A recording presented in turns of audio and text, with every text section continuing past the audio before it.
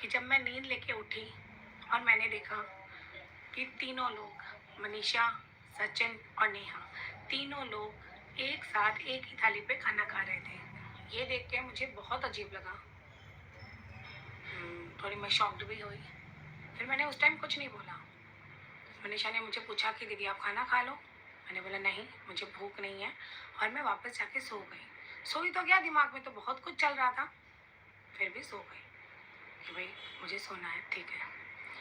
सो के उठी करीबन 10 साढ़े 10 बजे की बात है।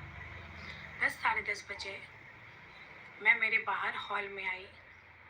हॉल में आके मैं बैठ गई, क्योंकि सचिन मनीषा को जो रूम दिया हुआ था ना, उस रूम में मैं बहुत रेयर ही जाती थी, बहुत ही रेयर। पता नहीं क्यों मैं कंफर्ट जोन में नहीं थी, मैं खुद के ही घर में कंफर्टेबल नहीं थी, है ना। और वो लोग उस रूम में थे, सचिन, मनीषा, नेहा, तीनों ही उसी रूम में बैठे थे।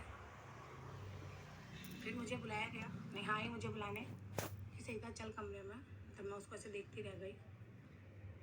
तो नेहा को समझ आ रहा था कि मेरे दिमाग में क्या चल रहा है, तो उसने मुझे बोला कि सईदा मुझे तुझे कुछ बताना है।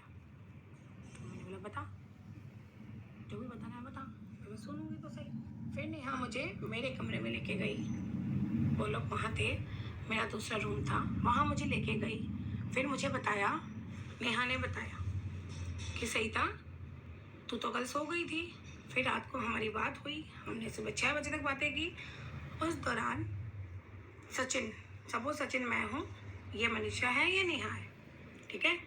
मैंने एक तरफ मनीषा का हाथ लिया और एक तरफ सचिन ने मेरा हाथ लिया, और यहाँ पे मनीषा को ये पूछा कि नेहा के सामने सचिन ने मनीषा को पूछा। अब नेहा ने सचिन को क्या बोला, या सचिन ने मनीषा को क्या बोला, या मनीषा ने नेहा को क्या बोला, मुझे नहीं पता, मुझे नहीं पता, ठीक है, क्योंकि मैं सो गई थी। और फिर मैंने मेरे कदम भी देखो पीछे खींच लिए, नहीं समझ में आ रहा था कुछ भी कि पता नहीं क्या हो रहा है।